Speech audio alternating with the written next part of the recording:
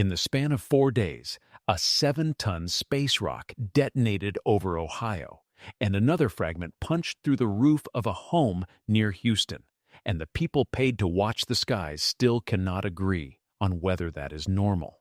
The contradiction starts there. The second problem is the number buried in the data, and the third is even worse. The biggest change is not happening in the part of the sky anyone expected.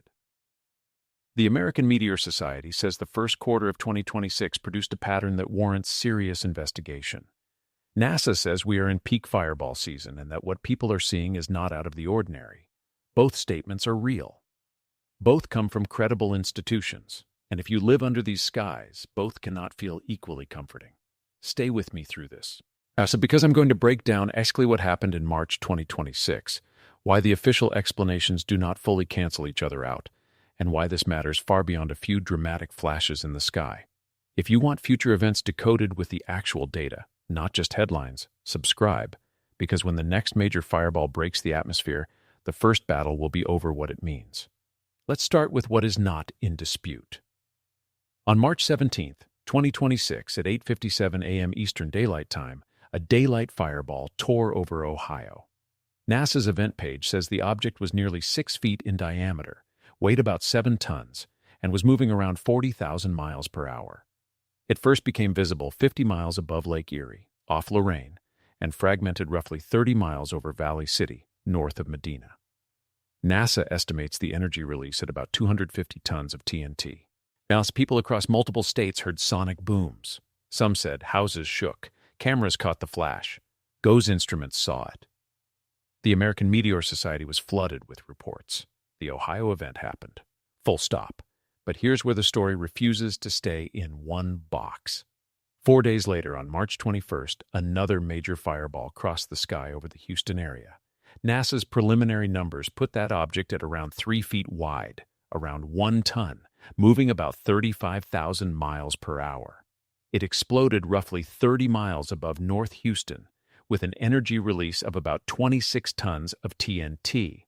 And then a surviving fragment crashed through the roof of a home near Cypress Station, in the North Houston Bammel area. No injuries, just a hole from space in an ordinary house. 2 large, physically verified events in less than a week. 2 different regions. And a public explanation that still sounded calm. That calm is what makes this so interesting. NASA's March 26th Watch the Skies blog told readers it is not out of the ordinary. It pointed to fireball season that stretched from February through April, when bright meteor rates can increase by roughly 10% to 30%, especially near the March equinox. NASA also pointed to the modern world itself. More smartphones, more doorbell cameras, more dash cams, more social sharing. In other words, maybe the sky did not suddenly become more dangerous. Maybe humans just became better witnesses. And if this were only about more witnesses, the story would almost end there. Almost. Because the American Meteor Society went into its own database and found something much harder to wave away. In Q1 of 2026, the AMS logged 2,322 total fireball events, the highest first-quarter total on record, though only modestly above previous highs. That part matters. The raw total alone is not a doomsday number. It is elevated, yes, but not wildly detached from recent years. That should actually calm you a little. The sky is not suddenly full of extinction-level objects, but the anomaly was not strongest in the total number. It got stronger as the events got bigger, and that is where the official comfort starts to thin out. At the 25-plus report threshold, Q1 2026 produced 70 events, compared to an average of roughly 43.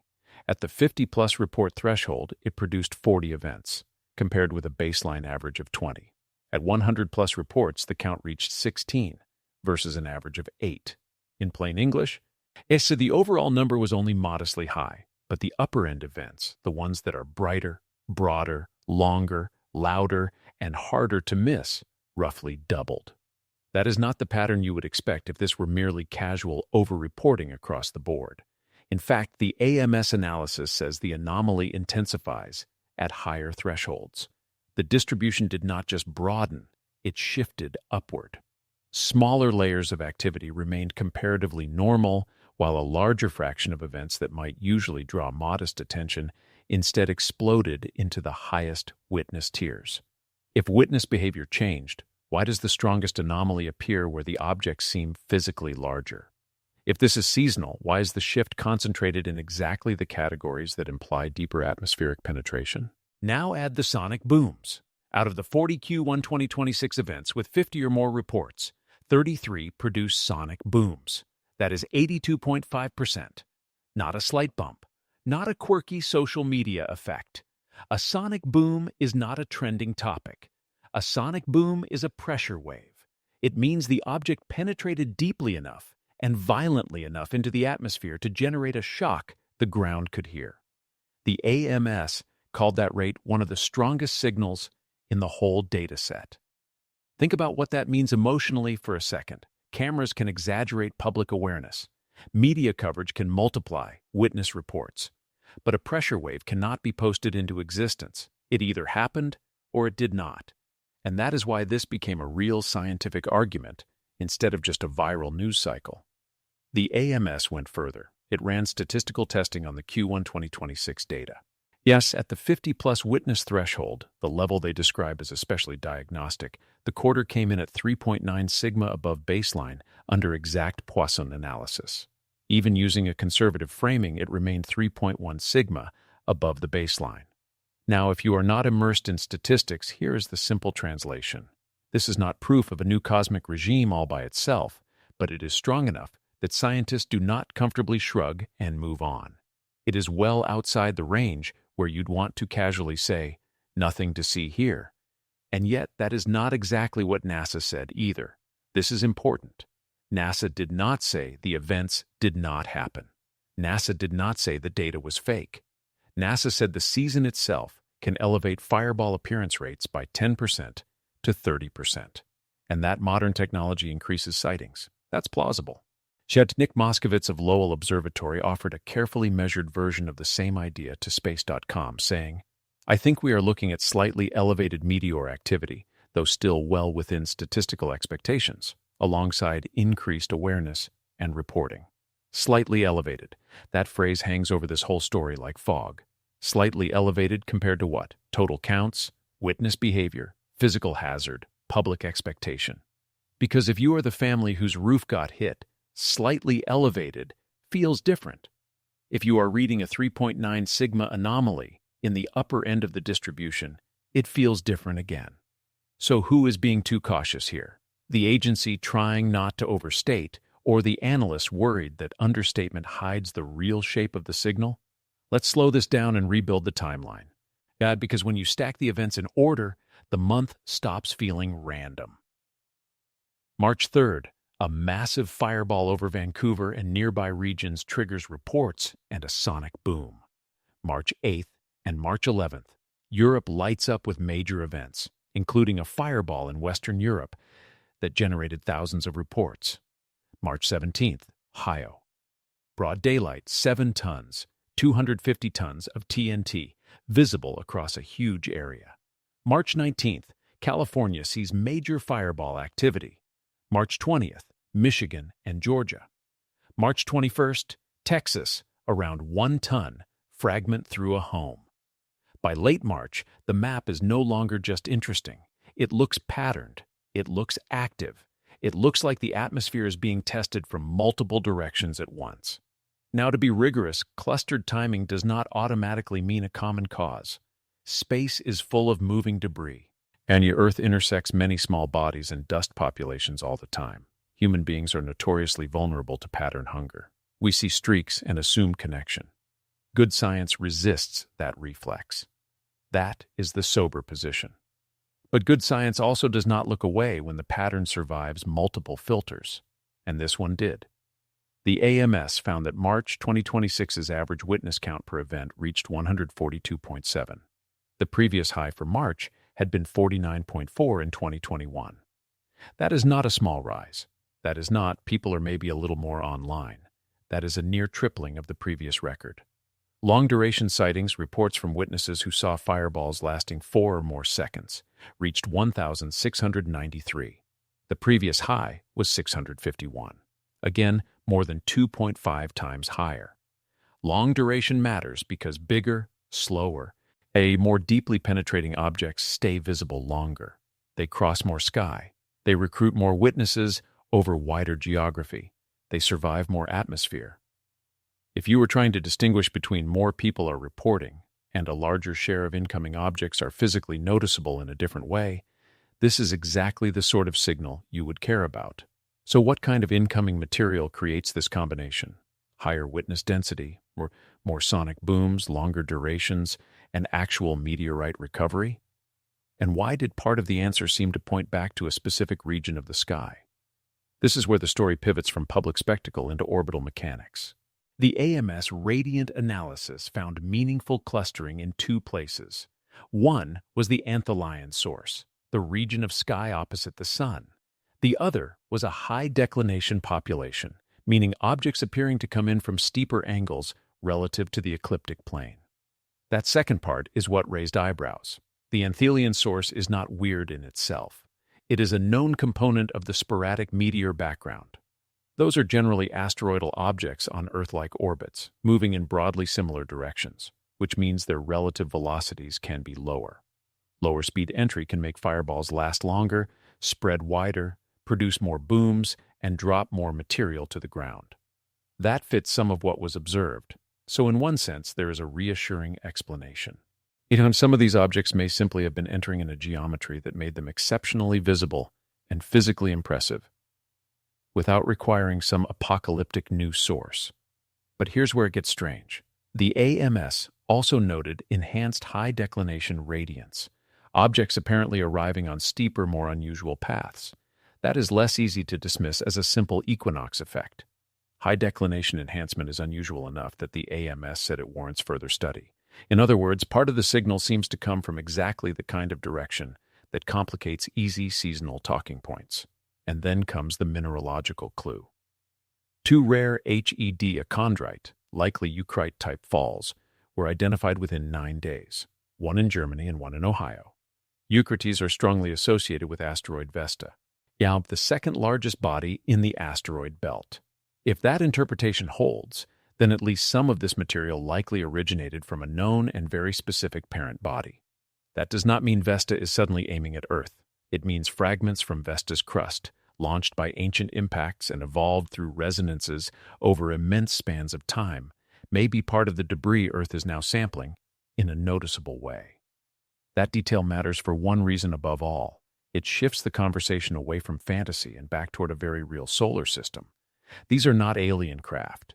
The AMS explicitly said there is no evidence of anomalous trajectory behavior, controlled flight, or artificial composition. These are rocks, natural rocks, inner solar system rocks. And that is unsettling enough. Because once you accept that this is real and natural, the next question is not, is it fake? The next question is, how thick is the lane we are flying through? Let's talk about why that question terrifies planetary defense people in a very specific way. NASA's planetary defense mandate focuses on objects 140 meters and larger. That threshold exists for rational reasons. Objects of that size can cause regional to continental devastation. They are large enough to justify a dedicated search mandate and resource framework. NASA's telescopes, surveys, and instant impact risk modeling are built around identifying and tracking those civilization-threatening bodies. That system is not pointless bureaucracy. It is a modern miracle. It has radically improved our knowledge of larger near-Earth objects, but it leaves a blind spot below that threshold. And not because scientists do not care. Because physics is cruel, budgets are finite, and smaller objects are far harder to find before they arrive, especially if they approach from the sunward direction or on poorly observed paths. And history has already shown what that means. Chelyabinsk, Russia, 2013. The object was only around 20 meters across, not 140 meters, not a global killer, just a rock the size of a building. It approached from the direction of the sun, went undetected before atmospheric entry, and exploded with an estimated energy of about 500 kilotons.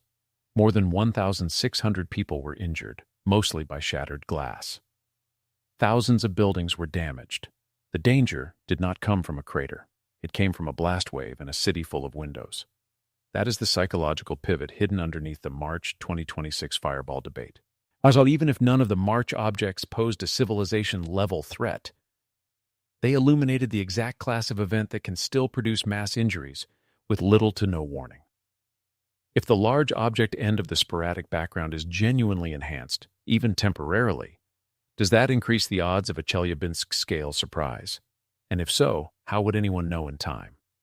Hold that thought. Because before we jump to the worst case, we need to separate the evidence into 3 layers: what is verified, what is plausible, and what remains unresolved. Verified. The Ohio event occurred with NASA-backed estimates of size, speed, trajectory, and energy. Verified. The March 21st Houston area event occurred with a surviving fragment damaging a home. Verified. The AMS dataset shows Q1 2026 had the highest total on record at 2,322, though only modestly above prior highs. Verified. Higher witness tiers roughly doubled. Verified. Long-duration reports and sonic boom rates surged. Verified. The statistical anomaly strengthens at higher thresholds. Verified. Radiant clustering points toward the anthelion source and enhanced high-declination entries. Verified. 2 rare HED Eucriti-type falls in Germany and Ohio occurred within 9 days. Plausible. Seasonal fireball visibility boosted public noticing. Plausible. More cameras and more people online increased report volume. Plausible. AI assistance and search behavior may have directed more witnesses to AMS forms. Plausible. Some of the apparent surge reflects modern reporting amplification rather than a pure change in physical influx. Unresolved. How much of the upper-end shift is real material versus reporting era distortion? Unresolved. Whether the high declination enhancement represents a transient fluctuation, an undermodeled debris component, or simple sampling noise. Unresolved. Whether Q2 will show decay back to baseline or continuation into a more uncomfortable pattern. That framework matters because this is not a conspiracy story. It is a signal interpretation story. The data is not in dispute. It's the conclusion that no one can settle. And that is exactly where institutional language starts to diverge. When NASA tells the public, yes, it is not out of the ordinary, it is speaking from one frame. In that frame, fireballs are common, seasonal effects exist, cameras multiply awareness, and most meteoroids burn up harmlessly. All true. When the AMS says the pattern warrants serious investigation, it is speaking from another frame. In that frame, the interesting question is not whether fireballs exist, but whether the upper tail of the distribution changed in a statistically and physically meaningful way. Also true. Same sky, different frame, different audience, different risk language. That is why the disconnect sounds more dramatic than it may actually be. But it also should not be dismissed as harmless phrasing. Public communication often compresses nuance into reassurance. Scientists often compress uncertainty into caution. As you put those 2 styles together during an anomaly, and what the public hears is contradiction. And contradictions hold attention because they usually mean one of 2 things. Either the data is weak, or the situation is genuinely more complicated than the headline version. Here, it is clearly the second. To see that more clearly, let's go back down to ground level, not to numbers, to human scale. Imagine the Ohio morning, a daylight sky. No dramatic midnight setting, no meteor shower on the schedule for casual stargazers. Then a streak bright enough to force itself into daytime visibility. A fragmentation event overhead. A boom that rolls across neighborhoods and state lines. That matters psychologically because daytime fireballs feel wrong. They violate the contract people think they have with the sky. Night is where strange lights belong, and daylight is where we feel safe from cosmic drama. Now imagine the Houston event. Most meteor stories end in the atmosphere. This one ended in drywall, insulation, splintered roofing, and a family realizing a rock from space had crossed the boundary between abstract science and private life. Houston Museum of Natural Science Voices and researchers like Sean Gulick at the University of Texas at Austin helped contextualize what happened. A breaking meteoroid can create a strewn field, raining fragments along a directional path. That is normal in meteorite science. But normal in science and normal in a kitchen or bedroom are 2 different emotional categories. This is the tension the public always struggles with in disaster science. Experts can say correctly that a phenomenon is within nature's normal behavior. Now, that does not mean it is normal for you. A tornado can be normal climatology and still erase a town. A geomagnetic storm can be solar normal and still knock systems offline. A meteor can be common in planetary terms and still come through your roof. That's why language matters. And it's also why March 2026 held people so tightly. It forced two scales together, the cosmic and the domestic. Now let's turn the camera outward again and ask the more uncomfortable orbital question. Why might anthelion matter so much here? The anthelion source is the region of sky opposite the Sun, associated with sporadic meteors on Earth-like asteroidal orbits. Because these objects can have lower relative encounter speeds, they are more likely to produce the long-duration, broad visibility, sonic boom-friendly events that get everyone's attention. So if anthelion activity is enhanced, you could see exactly the type of fireball cluster that March delivered without needing a brand new name meteor shower. That sounds like relief. And partly, it is. It suggests mechanism rather than mystery. But a mechanism is not the same thing as an explanation of why now. Why the enhancement? Why the clustering? Why the strength at higher thresholds? Why the high declination contribution layered on top of it?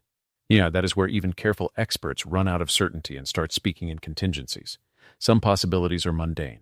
Randomness can bunch. Sampling can distort. Human attention can amplify a burst that might not look as remarkable in a longer baseline. Some possibilities are more physically interesting. Debris streams from asteroid family fragments can shift gradually under resonances, collisions, and gravitational nudges, especially in the inner solar system's messy environment. Earth may occasionally intersect a thicker patch of larger particles than expected. That would not be science fiction. That would be solar system housekeeping. And that phrase, solar system housekeeping, is more frightening than it sounds. Because housekeeping in space involves rocks moving at tens of thousands of miles per hour. Now the Vesta angle deepens this unease. Vesta is not just another small rock. It is a large differentiated body, meaning it once experienced enough internal heating to separate into crust, mantle, and core-like layers. Eucrites are thought to come from its crust.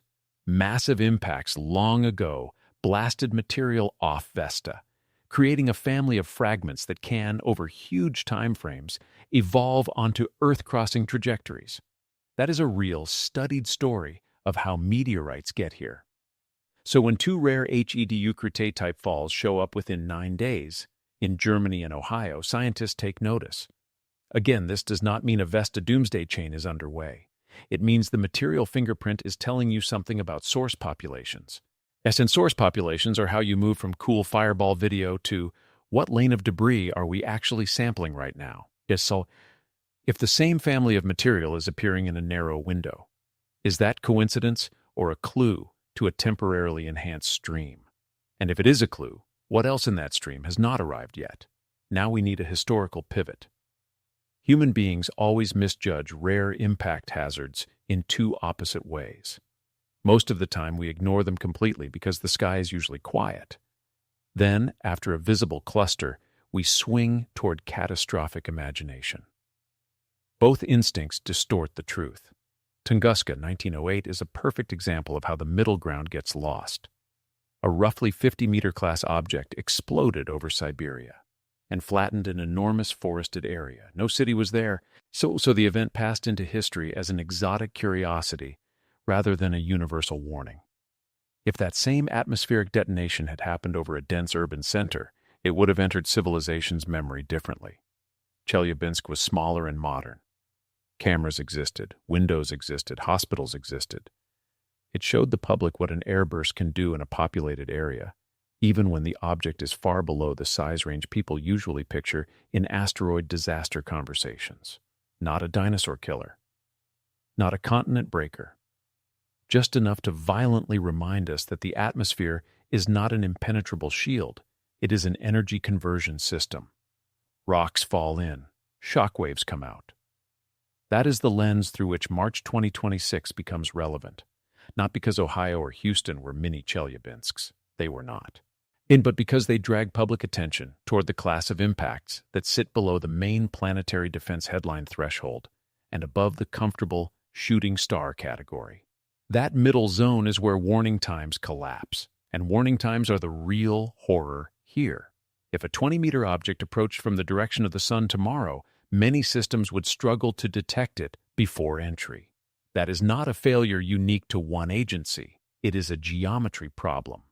Telescopes on or near Earth have a hard time looking close to the sun. Objects below 140 meters are also dimmer and more abundant. The search space is ugly. The blind spot is real. Now apply that to an environment in which the large end of the sporadic fireball population might be temporarily enhanced. And even a modest uptick could matter operationally if it increases the chance of an unpredicted urban airburst. Not because extinction is near, because glass is everywhere, infrastructure is brittle, cities concentrate vulnerability. If the march pattern is real, how would public safety agencies even respond? There is no mass evacuation plan for a Chelyabinsk-style surprise. The answer is brutally simple. In many cases, they would not. You would get the flash first, then the blast. Maybe seconds, maybe tens of seconds, not much more. That is why preparedness messaging around smaller impactors is so underdeveloped. The event scale sits in an uncomfortable gap. Too small for civilization-wide planning, too sudden for traditional disaster warning. And yet there is a brief note of relief here. Most objects that enter Earth's atmosphere are tiny and burn up. Even among brighter fireballs, most do not devastate cities. The atmosphere really does protect us from an enormous amount of cosmic debris. NASA is right about that. But most is not all, and averages do not help on the day a rare geometry lines up over a populated area. This is where media framing becomes part of the story. Notice how these events are often covered. Spectacular sky show. Daytime fireballs amazes residents. Meteorite may have hit a house. The language is almost always wonder first, hazard second. And that makes sense.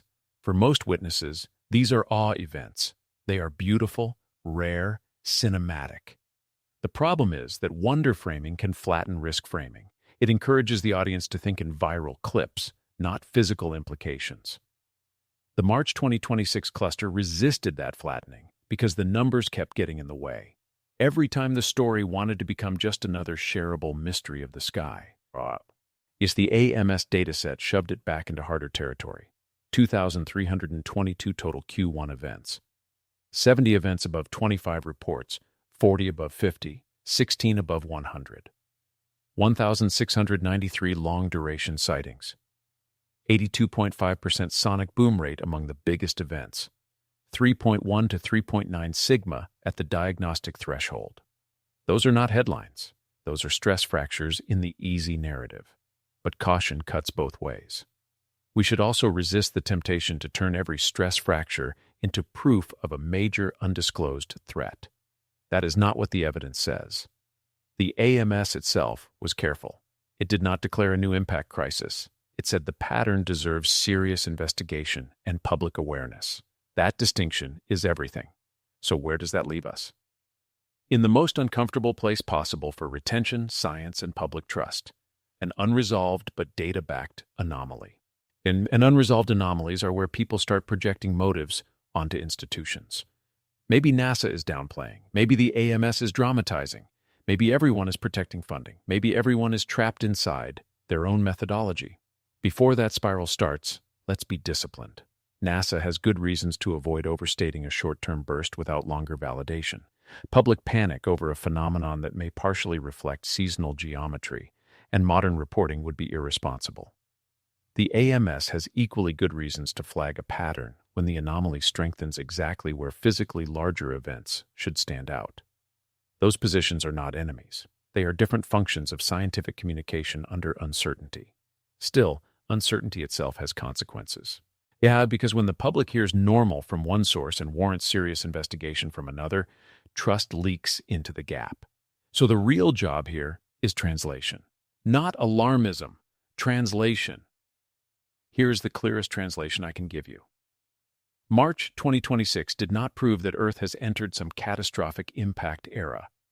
It did show a concentration of larger, longer, louder, more widely witnessed fireballs that stands above baseline, strongly enough to justify concern and continued monitoring. The likely explanation is not exotic technology or secret objects. It is some combination of natural meteoroid population behavior, seasonal observing geometry, and modern reporting amplification. The reason the story remains alive is that the last part of that sentence cannot explain all the hard physical signals by itself. And those hard signals deserve one more look. Sonic booms, meteorite recovery, long durations, radiant clustering. Rare material types. Those are the anchors that keep dragging the narrative away from internet effect only. The AMS explicitly noted that AI assistants could inflate reporting by directing users to their site. That idea is plausible and probably real to some degree. Ask your phone where to report a fireball, and it can feed the database more efficiently than in previous years. But AI cannot manufacture a pressure wave over 12 states. It cannot punch a hole in a Houston roof. It cannot mineralogically classify a recovered stone as HED Eucrite material. This is why the big question remains open, not because nobody has theories, because no single theory cleanly absorbs every feature of the dataset. Now, let me show you how that feels inside the science itself. If you focus on total event counts, Q1 2026 looks notable, but not apocalyptic. If you focus on seasonal context, late winter into early spring can indeed produce elevated fireball visibility. If you focus on social technology, yes, more people are recording the sky than ever before. So far, NASA's posture looks sensible, but if you focus on higher witness tiers, the distribution shift is harder to dismiss. If you focus on the 82.5% sonic boom fraction in the 50-plus category, public report inflation starts looking incomplete. If you focus on the 1,693 long-duration reports and the almost tripled March average witness count per event, something physical seems to be showing through the noise. If you focus on anthelion and high declination enhancement, the geometry gets more specific. If you add the Eucrite falls, the source population question sharpens. In other words, depending on which layer you examine first, you can genuinely walk away with very different emotional conclusions.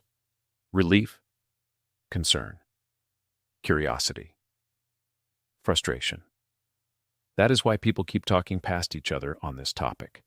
Now I want to pivot to personal safety, because this is where viewers usually expect either empty fear or empty reassurance. They deserve neither. What should an ordinary person actually do with information like this? First, understand scale. The objects in Ohio and Houston were dangerous in local, event-specific ways, but they were not existential threats. Their significance lies in what they reveal about detection limits and atmospheric behavior, not in a claim that a major impact is imminent. Second, understand injury mechanisms. And now Chelyabinsk taught the most important lesson. If a brilliant fireball flashes and continues across the sky, especially in daytime, the blast wave may arrive later than the light. That means windows are danger zones. Standing at the glass to watch is one of the worst instincts people have. If you ever witness a large, exceptionally bright bolide, moving away from windows is a smart reflex. Third, understand what meteorites are and are not. They may be scientifically valuable, sometimes financially valuable, and occasionally hazardous if freshly fallen, and still hot or contaminated. If you believe a fragment hit your property, report it properly. Do not casually assume every black rock is from space. Researchers, museums, universities, and vetted meteorite experts matter here. That practical advice sounds small. But in an event with almost no warning, small actions are the whole game. And that brings us to the future.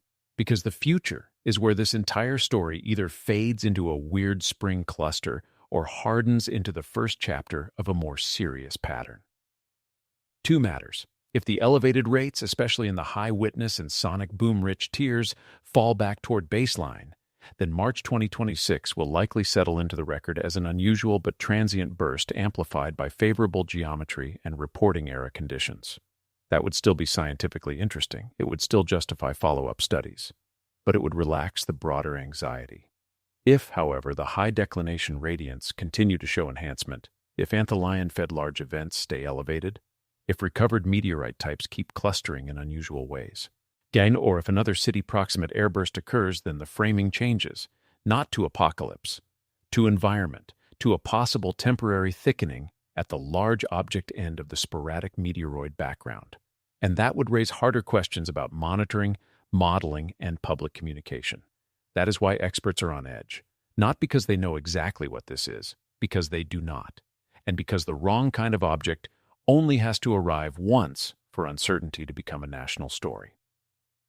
Before we close the main loop, I want to return to the institutional disconnect one final time, because it is the emotional spine of this whole narrative.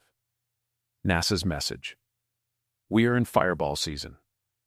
Rates can rise 10% to 30%. More cameras mean more sightings, and these events are not out of the ordinary. NASA's message.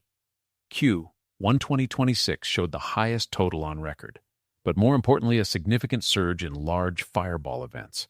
The strongest anomaly appears in the biggest, most widely witnessed sonic boom-producing tier. The pattern warrants serious investigation. Lowell Observatory's measured phrasing through Nick Moskovitz, slightly elevated activity, still within statistical expectations, plus increased awareness and reporting. All three can coexist if you understand the hidden qualifiers. NASA is speaking to normalcy of phenomenon. AMS is speaking to abnormality of distribution shape. Lowell is speaking to caution in interpretation. The public hears one argument. The science contains three separate conversations, and now we can finally answer the title question with the precision it deserves. Experts were not expecting the fireballs over America to look like this because the surprise was not simply that fireballs appeared. Fireballs always appear. The surprise was the clustering of larger, louder, longer, more widely witnessed events across a compressed window. The physical verification of major entries over Ohio and Texas, the upper threshold statistics, the sonic boom dominance, the radiant pattern, and the possibility that a real environmental signal is mixed together with the distortions of the modern reporting age. That is why they are on edge, not because they have secret certainty, because they have public uncertainty backed by real numbers. So here is the definitive answer the evidence allows right now. And March 2026 appears to represent either a genuine physical enhancement in the larger end of the sporadic fireball background, or a still unquantified reporting era distortion layered on top of a real seasonal rise that cannot explain all of the hard signals by itself. Continued monitoring is essential. That is the strongest conclusion that fits the data without overselling it. The data is not in dispute. It's the conclusion that no one can settle. And that brings us to the final loop. What happens when the next quarter lands? What happens if another HED Euclid-type fall appears in close succession? What happens if another daylight bolide detonates over a major metro corridor? What happens if Q2 quiets down and proves the sky was only briefly louder than usual? Those are not abstract questions anymore. They are scheduled by physics, yet not by us.